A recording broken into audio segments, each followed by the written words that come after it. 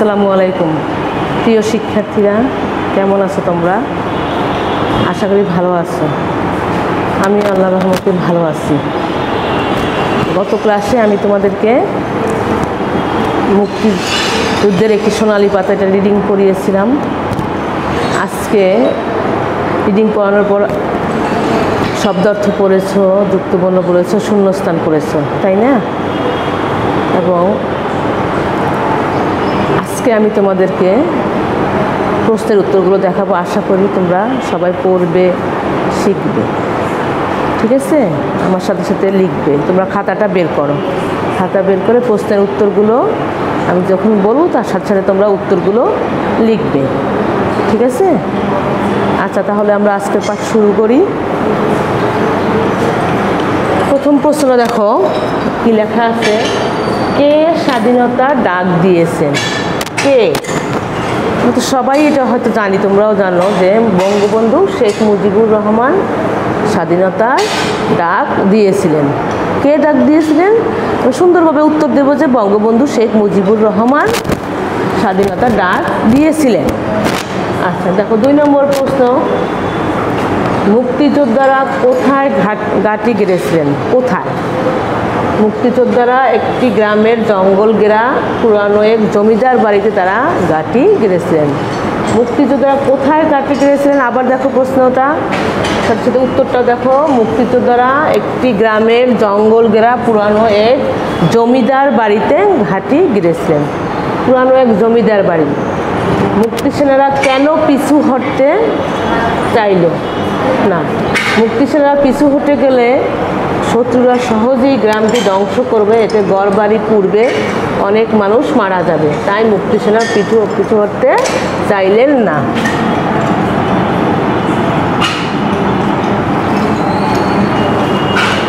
দেখো, মুক্তিসেনারা কেন পিছু হটতে চাইলেন না? মুক্তিসেনারা পিছু হটে গেলে শত্রুরা সহজেই গ্রামটি ধ্বংস করবে, এতে ঘরবাড়ি পুড়বে, অনেক মানুষ মারা যাবে, তাই মুক্তিসেনারা পিছু হটতে চাইলেন না। পিছু হটতে চাইলেন না অর্থাৎ পিছে সরে আসতে চাইলেন না, তারা যুদ্ধ করতেই লাগলো। একজন মুক্তিসেনা কিভাবে শহীদ হলেন? দেখো প্রশ্নটা হলো কি, একজন মুক্তিযোদ্ধা কিভাবে শহীদ হলেন? উত্তরটা দেখো। যুদ্ধ চলাকালীন সময়ে হঠাৎ একটি গুলি এসে লাগলো এক মুক্তিসেনার বুকে, তিনি লুটিয়ে পড়লেন মাটিতে, এভাবে একজন মুক্তিসেনা শহীদ হলেন। দেখো, একজন মুক্তিসেনা কিভাবে শহীদ হলেন? যুদ্ধ চলাকালীন সময় হঠাৎ একটি গুলি এসে লাগলো এক মুক্তিসেনার বুকে, তিনি লুটিয়ে পড়লেন মাটিতে, এভাবে একজন মুক্তিসেনা শহীদ হলেন। ঠিক আছে, বুঝতে পারতেছো তোমরা? হ্যাঁ, তারপর দেখো 5 নম্বর। দলনেতার নতুন কৌশল কী ছিল? নতুন কৌশল তো কায়দা, সেটা জানো তোমরা। তাতে নতুন দলনেতা বারবার জায়গা বদল করলেন এবং আড়াল থেকে অনবরত গুলি ছুড়ল, এভাবে তারা কৌশল বদলালেন। অর্থাৎ জায়গা বদল করে তারা বারবার জায়গা বদল করলো, ওখান থেকে তারা গুলি ছুড়ল। তাহলে বোঝা গেল যে শত্রুরা বুঝতে পারবে তাদের লোক মুক্তিসেনারা অনেকগুলো একসাথে আছে। অর্থাৎ দলনেতার নতুন কৌশল কী ছিল? দলনেতা বারবার জায়গা বদল করলেন এবং আড়াল থেকে অনবরত গুলি ছুড়ল, এভাবে তারা কৌশল বদলালেন। গ্রামটি কিভাবে রক্ষা পেল? অর্থাৎ গ্রামটি রক্ষা পেল কি? মুক্তিসেনাদের বুদ্ধি ও সাহসে শত্রুরা পিছু হটল, এভাবে গ্রামটি রক্ষা পেল। শিক্ষার্থী বন্ধুরা, আমি তোমাদেরকে দেখো আরেকবার পড়াচ্ছি, তোমরা আরেকবার খেয়াল করে মনোযোগ দিয়ে পড়াটা শোনো এবং লেখো। 1 নম্বর দেখো, কে স্বাধীনতার ডাক দিয়েছিলেন? মুক্তিযোদ্ধার কে স্বাধীনতার ডাক দিয়েছিলেন? বঙ্গবন্ধু শেখ মুজিবুর রহমান স্বাধীনতার ডাক দিয়েছিলেন। তারপরে 2 নম্বর প্রশ্ন। মুক্তিযোদ্ধারা কোথায় ঘাঁটি গেড়েছিলেন? মুক্তিযোদ্ধারা একটি গ্রামের জঙ্গল ঘেরা এক পুরানো জমিদার বাড়িতে ঘাঁটি গেড়েছিলেন। মুক্তিযোদ্ধারা কোথায় ঘাঁটি গেড়েছিলেন? মুক্তিযোদ্ধারা একটি গ্রামের জঙ্গল ঘেরা পুরানো এক জমিদার বাড়িতে ঘাঁটি গেড়েছিলেন। তারপরে দেখো, মুক্তিসেনারা কেন পিছু হটতে চাইলেন না? মুক্তি সেনারা পিছু হটে গেলে শত্রুরা কী করবে? সহজেই গ্রামকে ধ্বংস করবে।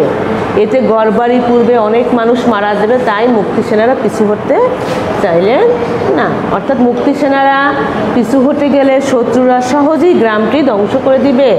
এই ধ্বংস করলে ঘরবাড়ি পূর্বে অনেক মানুষ মারা যাবে, তাই মুক্তি সেনারা কী করলো? পিছু হটতে চাইলে না। 4 নম্বর দেখো, একজন মুক্তি সেনা কীভাবে শহীদ হলেন। যুদ্ধ চলাকালীন সময়ে হঠাৎ একটি গুলি এসে লাগলো এক মুক্তি সেনার বুকে। তিনি লুটিয়ে পড়লেন মাটিতে। এভাবে একজন মুক্তি সেনা শহীদ হলেন। একজন মুক্তি সেনা কীভাবে শহীদ হলেন? যুদ্ধ চলাকালীন সময় হঠাৎ একটি গুলি এসে লাগলো এক মুক্তি সেনার বুকে। তিনি লুটিয়ে পড়লেন মাটিতে। এভাবে একজন মুক্তি সেনা শহীদ হলেন। তারপর দেখো 5 নম্বর, দলনেতার নতুন কৌশল কী ছিল?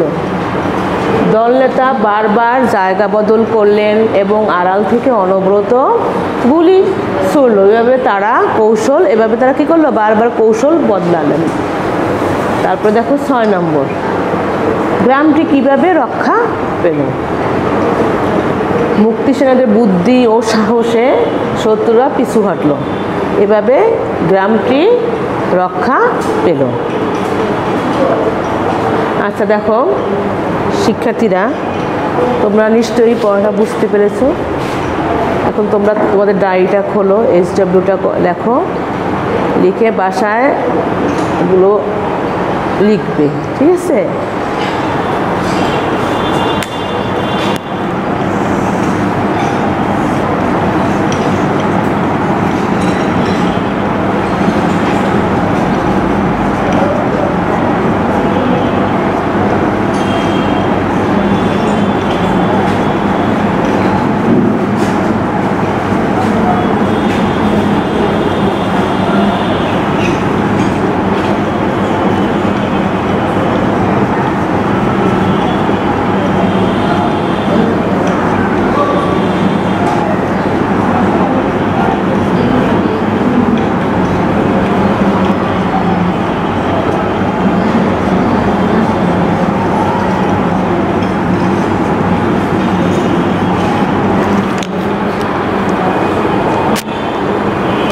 প্রিয় শিক্ষার্থীরা, তোমাদেরকে ধন্যবাদ জানিয়ে আজকের পাঠ এখানেই শেষ করছি। তোমরা সুস্থ থাকো, ভালো থাকো। আবার আগামী ক্লাসে দেখা হবে ইনশাআল্লাহ।